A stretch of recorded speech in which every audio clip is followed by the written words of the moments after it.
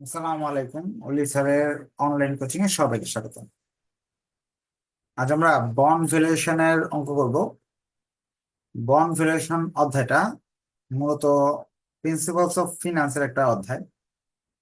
এটা যদি আপনি ফার্স্ট ইয়ারে ভালো করে করে নেন, তাহলে second year, third year, fourth year, final masters পর্যন্ত বিভিন্ন সাবজেক্টে এই চ্যাপ্টারটা আছে।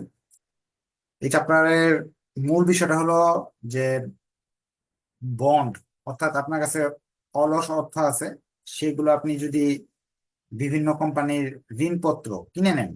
ধরেন আপনার কাছে 1 লাখ টাকা আছে, 1 লাখ টাকা আপনি কোম্পানির ঋণ হিসাবে দিলেন।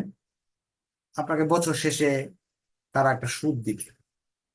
এখন আপনার এই 1 লাখ টাকা বিনিয়োগ করা উচিত হবে নাকি উচিত হবে না, এই বিষয়গুলো আমরা এই চ্যাপ্টার থেকে শিখতে পারবো। ক্লাস শুরু করার আগে আমি কিছু তথ্য বলে রাখি যে বর্তমানে দেশের পরিস্থিতি তো একটু নাজুক। আহ ছাত্ররা সবাই আন্দোলনে আছে। এই অবস্থায় লাইভ ক্লাস নেওয়াটা যৌক্তিক না। নিজের কাছেও লজ্জা লাগে, কারণ আমি নিজে আন্দোলন করতে পারছি না, আমাদের ক্লাস নিয়ে বসে আছি। কিন্তু বিভিন্ন শিক্ষার্থীদের আবার অনুরোধ আছে যে স্যার, আমাদের পরীক্ষা চলে আসতেছে, আমাদের তো জাতীয় ইউনিভার্সিটি সময় দিবে না,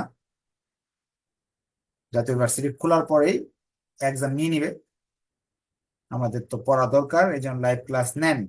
তাদের জন্য আপনার পরীক্ষামূলক ভাবে লাইভ ক্লাস নিচ্ছি। যেমন আজকে এখানে উপস্থিত আছেন মাত্র 9 জন, কিন্তু এখানে ভর্তি আছে প্রায় 1000 স্টুডেন্ট। তার মানে বাকিরা সবাই কোনো না কোনো কাজে ব্যস্ত, অথবা কোনো কারণে উপস্থিত হতে পারছেন, নেটওয়ার্কের জন্য হতে পারছে না হয়তো, বা বা কোনো কারণে উপস্থিত হতে পারছেন। এখন আপনারা যদি চান যে এই সবগুলো ক্লাসের ভিডিও আছে, আপনারা আরো 7 দিন ওয়েট করেন, করে আহ আন্দোলন বা দেশের পরিস্থিতি ভালো হলে লাইভ ক্লাসগুলো করতে পারেন। আবার যদি মনে হয় যে না স্যার, আমরা আন্দোলনের মাঝখানে আমি ক্লাস করতে পারবো, আধা ঘন্টা ক্লাস, কোনো ব্যাপার না, সপ্তাহে 3 দিন ক্লাস, ওই সময় আমি রাত্রেবেলা করতে পারবো, তাহলে আমি করাই যাই। আর যদি মনে করেন না, ক্লাস করতে হবে না, কিছুদিন পরে করব, সেটা আমাকে মেসেঞ্জার গ্রুপে জানাবেন যে স্যার আপাতত ক্লাস স্থগিত থাকুক, কিছুদিন পরে শুরু করবো। আর করতে চাইলে ওইটা লিখবেন মেসেঞ্জার গ্রুপে। ঠিক আছে, তো ক্লাস শুরু করে দিচ্ছি। The the valuation of bond. Problem ওয়ানে বলছে determine the value of the bond. একটা বন্ডের দাম কত হওয়া উচিত সেটা বের করো of ABC company from the information. এই তথ্যের আলোকে বন্ডের কত দাম হওয়া উচিত। তথ্যগুলো কি দিয়ে দিছে তারা? 1 নম্বর তথ্য দিচ্ছে কুপন রেট। কুপন রেট দেওয়া আছে, আর দেওয়া আছে হলো আপনার কুপন রেট, এটা হবে 10%, ডিসকাউন্ট রেট 15%, ম্যাচুরিটি পিরিয়ড হলো আপনার 12 ইয়ার্স। এই তথ্যগুলো দেওয়া আছে। আচ্ছা, এই ইয়েটা আপনার প্রশ্নটার মাঝে কিছু মিসিং আছে। হ্যাঁ, কিছু মিসিং আছে, মিসিংটা আমি লিখে দিচ্ছি। এই লাইনটা একটু মিসিং আছে, এগুলো অর্থ সহ আমি লিখে দিচ্ছি। প্রথমে দেওয়া আছে ফেস ভ্যালু। ফেস ভ্যালু শব্দটা আসেনি, প্রিন্টিং মিস্টেক। লেখা আছে ফেস ভ্যালু 1000, কুপন রেট 1000 না, ফেস ভ্যালু 1000, কুপন রেট 10%। আর এরপরে দেওয়া আছে এই ফেস ভ্যালু জিনিসটা বাদ পড়ছে প্রিন্টিং মিস্টেকের জন্য। ফেস ভ্যালু 1000 আর হলো coupon rate 10%, discount rate 15%, mutual 15%, আর ম্যাচুরিটি পিরিয়ড 12 ইয়ার। ডিসকাউন্ট রেট 15%, ম্যাচুরিটি পিরিয়ড 12 ইয়ার। এই কথাগুলো কি, এটা আমি শিখাবো। আপনার কাছে 1000 টাকা আছে, ওই টাকা দিয়ে আপনি একটা বন্ড কিনতে যাচ্ছেন। বাজারে 1000 টাকা দিয়ে একটা বন্ড পাওয়া যায়। ওই 1000 টাকা কেন আপনি দিবেন একটা কোম্পানিকে? সে বলতেছে 10% কুপন রেট, মানে সুদ দিবে আপনাকে 10%। অর্থাৎ আপনি সোজা কথা, সুদ খাবেন। 10% সুদ মানে 1000 টাকার 10%, মানে 100 টাকা পাবেন বছর শেষে। এই 100 টাকার লোভে আপনি 1000 টাকা সেখানে বিনিয়োগ করবেন। এখন এই বিনিয়োগ করলে করাটা ঠিক হবে নাকি হবে না, বা বন্ডের দামটা আসলে কত হওয়া উচিত? আমি যে 1000 টাকা বিনিয়োগ করে 100 টাকা পাই, সেই হিসাবে বন্ডের দামটা কত হওয়া উচিত? এখানে আরেকটা কথা আছে, এই যে একটা কথা 15%, এটা শব্দটা অর্থ কি? আপনি যদি এই টাকাটা এখানে না নিয়ে একটা ব্যাংকে টাকা রেখে দেন, বা একটা দোকানে দেন, বা একটা ব্যবসা করেন, 15% লাভ আসতে পারে। আপনার আশা হলো 15%, পাচ্ছেন হলো 10%। এই রিকোয়ার্ড রেট হলো এটা। আর সময় কয় বছর? তারা বলতেছে তুমি যদি আমাকে 1000 টাকা ঋণ দাও, কালকে এসে বলতে পারবো না যে ভাই ফেরত দেন, এরকম না। আমি কিন্তু 12 বছর পরে ফেরত দিব, এর আগে চাইতে পারবা না। এটা হলো সময়, এনতে মেয়াদ বোঝায়। প্রতিটা অঙ্কে এই 4টা তথ্য দেওয়া থাকবে, দিয়ে বলবে বন্ড ভ্যালু বের করো, বন্ড ভ্যালু। আমি যে কথাগুলো বললাম, এটা যদি না জানেন তাও অঙ্কে 10-এ 10 পাবেন, আর যদি জানেন তারপর 10-এ 10 পাবেন। না জানলে কিভাবে 10-এ 10 পাবেন? এই বন্ড ভ্যালু সূত্র দেওয়া আছে। বন্ড ভ্যালু বললে কি করতে হবে? এই যে 4টে সূত্র সূত্র শিখতে পারলে 4টা শেষ। বন্ড ভ্যালু বললে এই জিনিসগুলো লিখতে হবে, সোজা কথা। তো এই সূত্র লিখতে হবে। সূত্র কি? Time value of money. আপনারা যে ছোট ক্লাসে ফিনান্সে শিখে আসছেন, টাইম ভ্যালু অফ মানি দুইটা সূত্র একসঙ্গে লিখতে হবে। প্রেজেন্ট ভ্যালু, অ্যানুইটি সূত্র, আর প্রেজেন্ট ভ্যালু সূত্র।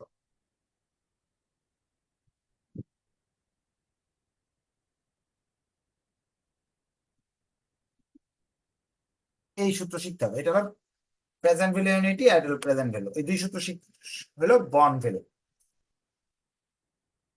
ইন্টারেস্ট এই যে দেওয়া আছে 100 টাকা। আয়ের মান 15%, 0.15। এন এর মান 12। আয়ের মান 15%। 15% মানে 15 কে 100 দিয়ে ভাগ। এই পার্সেন্ট চিহ্নটা মানে হলো এই যে 100, 100 দিয়ে ভাগ, শেষ। এই যে 0.15, 15% বললে 0.15 লিখে নেব।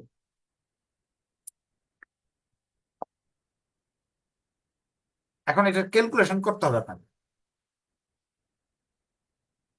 যারা ক্যালকুলেশন পারেন না তারা তো বিবিএ তে পাশ করা খুব কঠিন হয়ে যাবে। ক্যালকুলেশন আপনাকে শিখতে হবে, এনি হাও, যেমনি হোক আপনাকে শিখতে হবে। এখন সাইন্টিফিক ক্যালকুলেটরের কাজ এখানে। সাইন্টিফিক ক্যালকুলেটর কিভাবে কাজটা করবেন? ধরেন এখানে আছে হলো 100, এখানে আছে 1। এই জিনিসটা সাইন্টিফিক ক্যালকুলেটরে লিখতে হবে।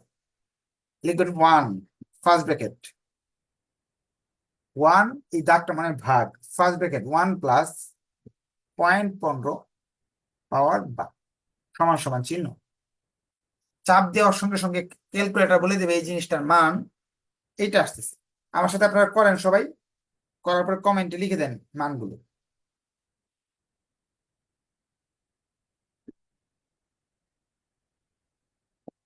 এবং মিলে কিনা এটাও দেখেন, যদি না মিলে সেটাও বলেন যে স্যার মিলে নাই। কারণ কি, পরীক্ষা হলে যদি বা 3 দিন পরে অঙ্ক করতে বসলেন, তখন মিললো না, তখন যদি আমাকে বলেন যে স্যার মিলে না, আপনি যে কিভাবে করাইছেন আমি এটা মিলে না, তখন তো আমি সমাধান করে দিতে পারবো না। এখন না লাইভে আছি, এখন যদি বলেন আমি সমাধান করে দিতে পারবো।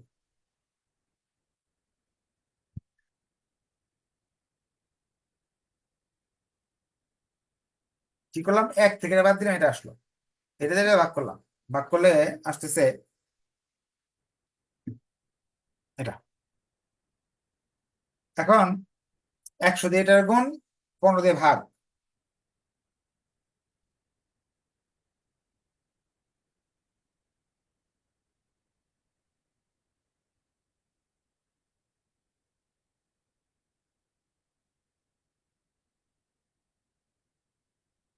হয়ে গেল বন্ড ভ্যালু। আসলে 1000 টাকা দিয়ে কিনলে লস হবে, এটার বাস্তব মূল্য 728 টাকা হওয়া উচিত। যদি আপনি অঙ্কটা না বুঝেন, প্রশ্ন করতে পারেন যে স্যার অঙ্কটা বুঝি নাই, আমাকে বুঝাই দেন। আর বুঝলে একটু কষ্ট করে ওকে লিখেন, স্যার ও বুঝতে পারছি।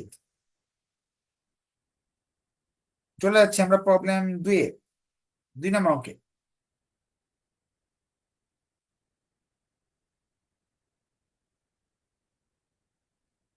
প্রবলেম 2-এ বলতেছে তারা আবার কি কথা, following are the information relating to বন্ডের কিছু তথ্য দেওয়া আছে। ফেস ভ্যালু 2000, এবার face value 2000, coupon rate 13%, discount rate 15%, maturity period 7 ইয়ার। অর্থাৎ এবারও চারটা তথ্য দিচ্ছে তারা, এবারও তারা চারটা তথ্য দিয়ে দিচ্ছে। কি কি তথ্যগুলো দিল আমি আরেকবার বলছি। ফেস ভ্যালু 2000,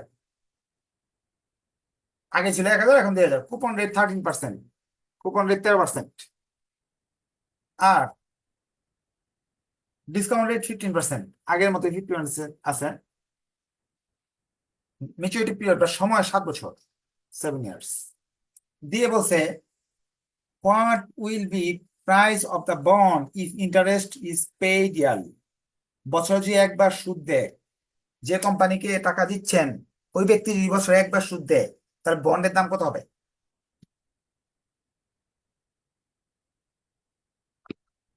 সূত্র তো, বন্ডের দাম যদি বের করতে হয়, সূত্র তার চেঞ্জ নাই। 2 এর 1 করতেছি, 2 এর 1 নাম্বারটা করতেছি। এই তথ্যগুলো দিয়ে বলছে বন্ড ভ্যালু ভ্যালু বের করো। তো বন্ড ভ্যালুর সূত্র যেহেতু মুখস্থ আছে লিখে ফেললাম। এখন এখান থেকে এই চারটা তথ্য দেওয়া আছে, আমি ইন্টারেস্টের মান বের করবো। ফেস ভ্যালু 2000, কুপন রেট 13%, মানে 260 টাকা। এই মানগুলো এখানে বসাবো। আপনারা দ্রুত করে ফেলেন, এটা আমি করে দিব না, এটা তো করে দেওয়া উচিত না, কারণ কি সেম অঙ্ক একটু একটু আগে করাইছি। না বুঝতে বলেন স্যার বুঝি নাই, আরেকবার বুঝাবো।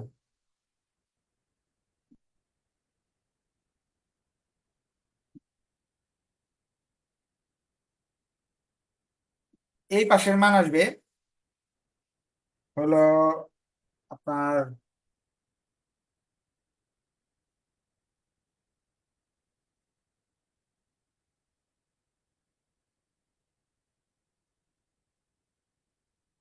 1800, 1081। আমি শুধু আনসার লিখে দিচ্ছি, বাকিটা আপনার করতে হবে কিন্তু। উত্তর আসতে পারে এইটা, মোটামুটি এরকম টাকা আসতে পারে। বুঝতে পারলে ওকে লিখে দেন, না বুঝতে পারলে আমি করে দিব আবার।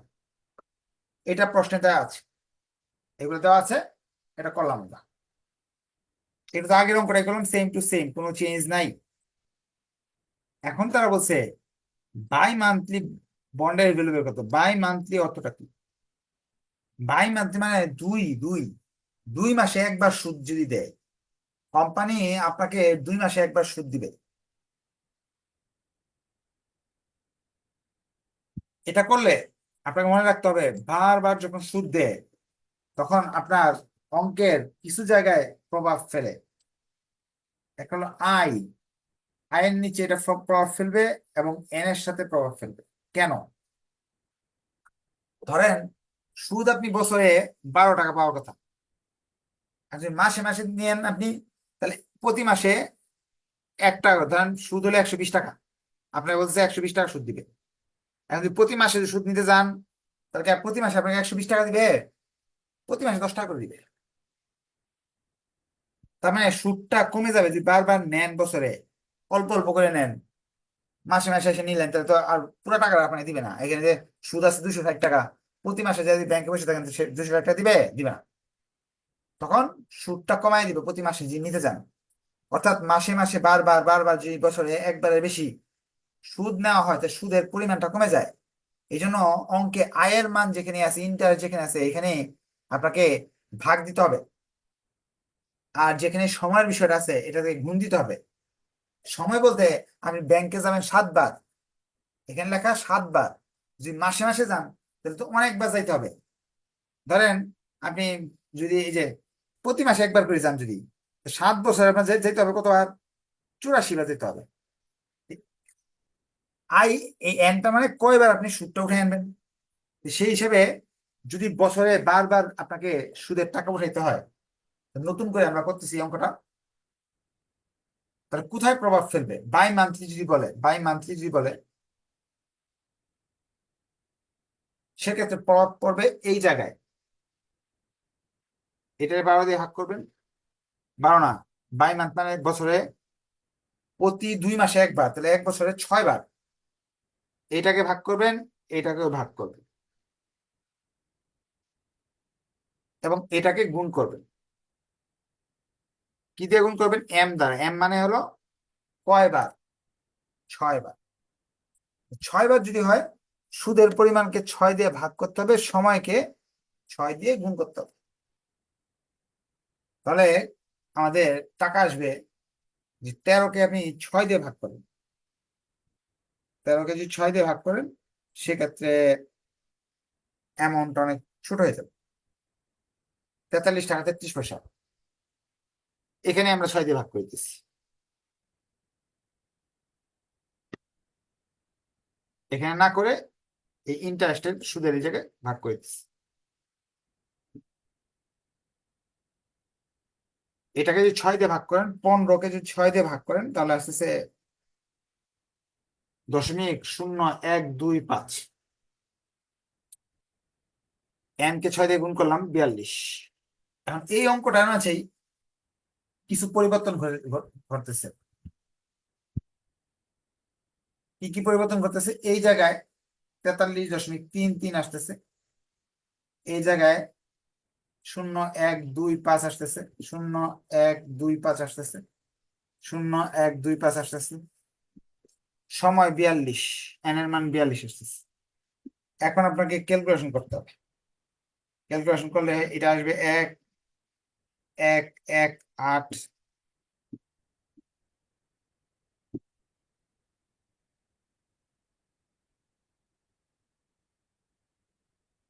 এই বাই মান্থলি বললে এন এর মান, আয়ের মান, ইন্টারেস্টের মান এগুলো চেঞ্জ হবে টাইম ভ্যালু অফ মানির মতো।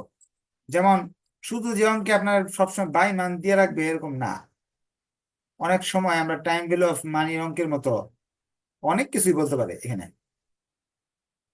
ইয়ারলি বলতে পারে, ইয়ারলি তো বললে 1 বছরই, হাফ ইয়ারলি বলতে পারে, কোয়ার্টারলি বলতে পারে, বাই মান্থলি বলতে পারে, মান্থলি বলতে পারে, উইকলি বলতে পারে, ডেইলি বলতে পারে।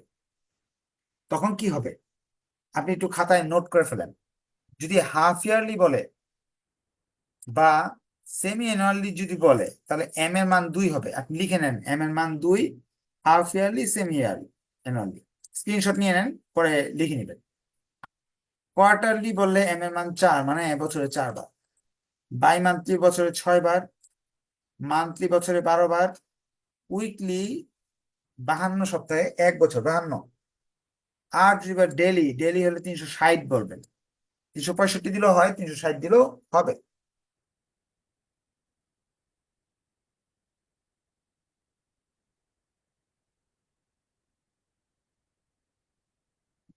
চলেন আমরা 3 নম্বর অঙ্কে চলে যাচ্ছি। প্রবলেম 3।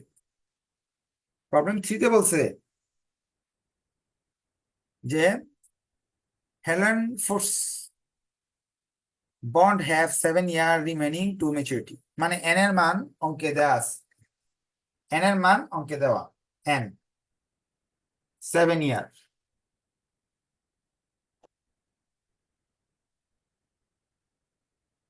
এরপর বলছে the bond have a face value 1000, এফডির মান 1000 টাকা দেওয়া, and a yield to maturity 8%। yield to maturity 8%, মানে সুদের হার 8%। সুদের হার, interest 8%। It pay interest annually have 9% coupon rate, coupon rate 9%। অর্থাৎ 4টা তথ্য আমাকে সুন্দর করে দেওয়া আছে। আর আয়ের মান দেওয়া আছে, কুপন রেট দেওয়া আছে, আপনার এন এর মান দেওয়া আছে, এফডির মান দেওয়া আছে, একটু এলোমেলো আছে। What is the current yield? Current yield বের করে দেখাও। আসলে তুমি কত পার্সেন্ট হারে সুদ পাচ্ছ? কারেন্ট ইয়েল্ড, কারেন্ট ইয়েল্ড অর্থ হলো, বলতেছে তো তারা হলো 9% সুদ দিবে, কিন্তু বাস্তবে 9% পাবো না। যদি কিনতে যাই, এটা কিনি যদি, এটা 9% পাবো না। কারেন্ট ইয়েল্ডের সূত্র আমাকে জানতে হবে।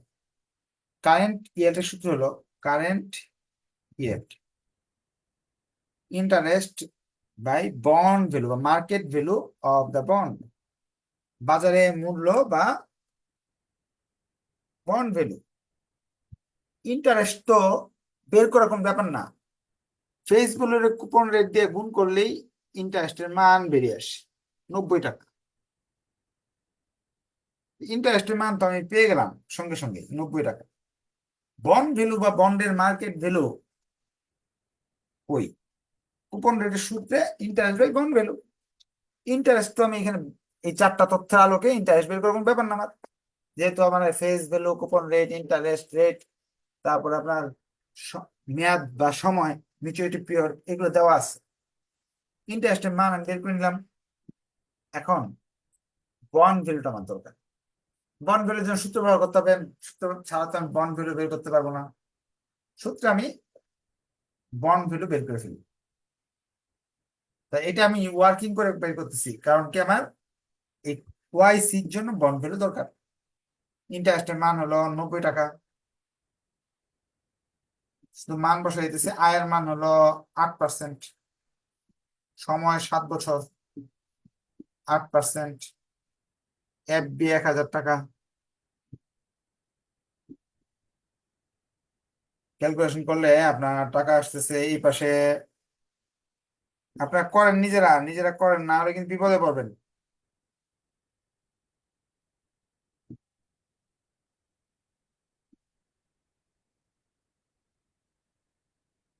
এই বন্ড ভ্যালু পেয়ে গেলাম, এখন মান বসাইতেছি, ওয়াইসির মান চলে আসবে। অর্থাৎ আপনি যে 1000 টাকা দিয়ে কিনতেছেন, 90 টাকা যে লাভ পাচ্ছেন, আসলে 90 টাকা আপনার পড়তেছে না। সরি, আর 9% হিসেবে পড়তেছে না। আপনার বাস্তবে পড়তেছে হলো 8.55%। কেন পড়তেছে? বাজারে দাম আছে এটার 1052 টাকা। আপনি তার 1000 দিয়ে কিনবেন না, কিনবেন 1052 টাকা দিয়ে, সুদ পাবেন 90 টাকা। বাস্তবে ওয়াইসির অর্থ হলো প্রকৃত সুদের হার হয়েছে 8.55%।